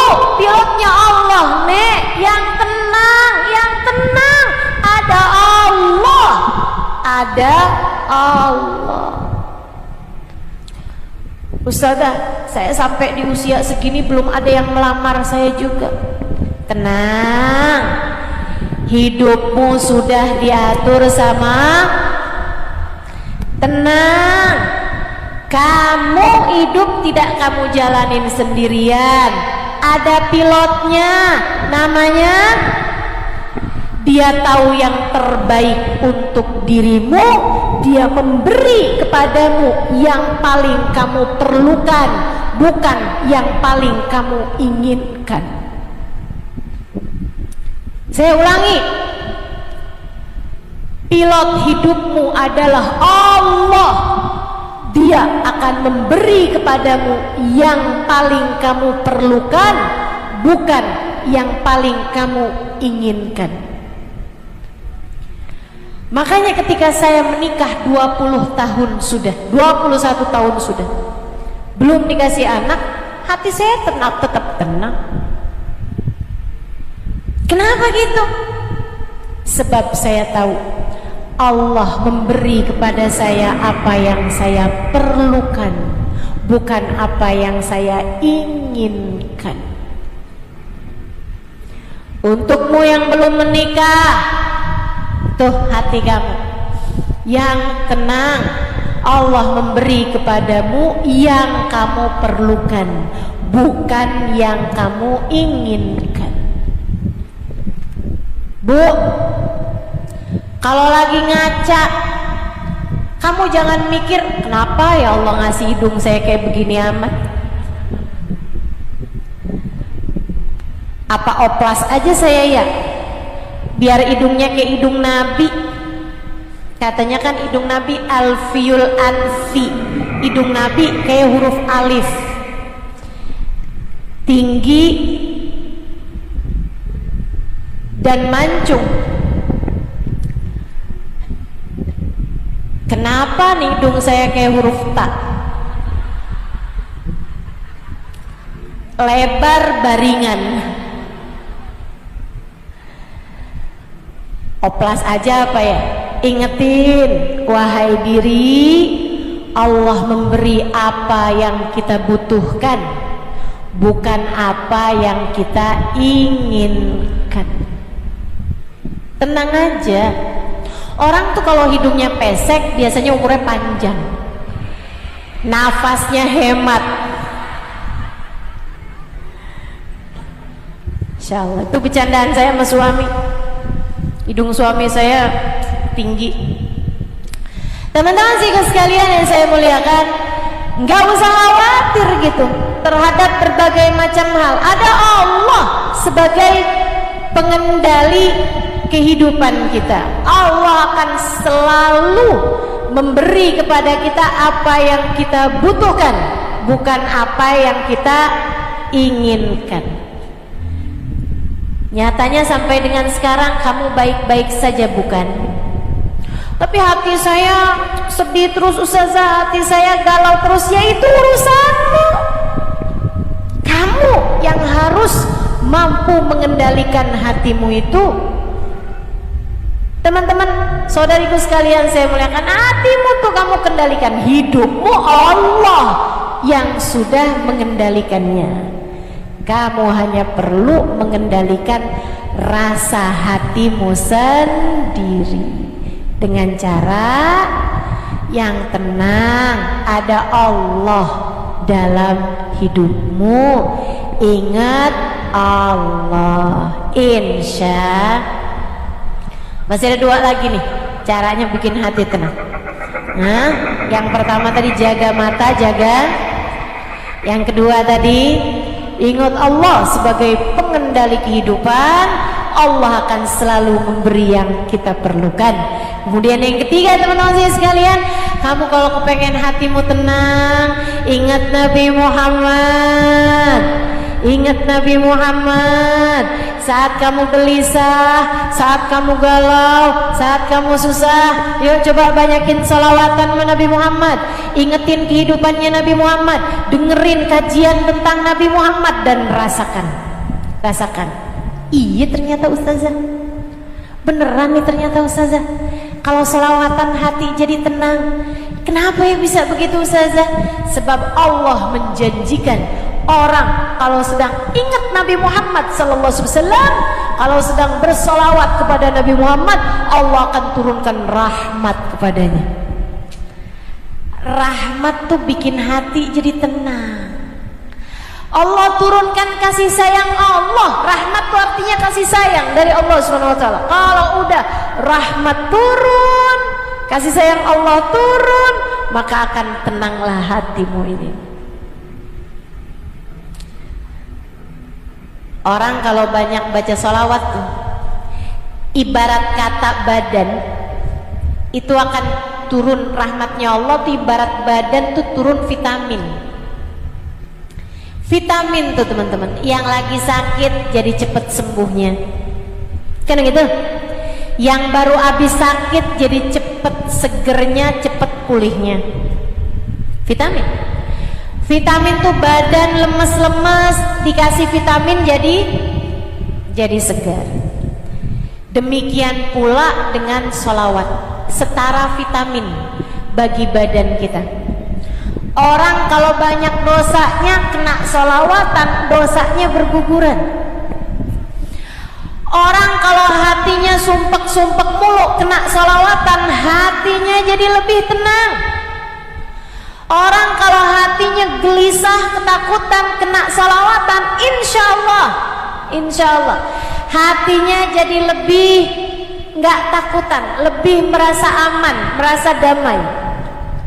Sehingga sekalian saya muliakan, orang kalau banyak sholawatannya, hatinya akan diturunin rahmat. Yang asalnya marah-marah mulu,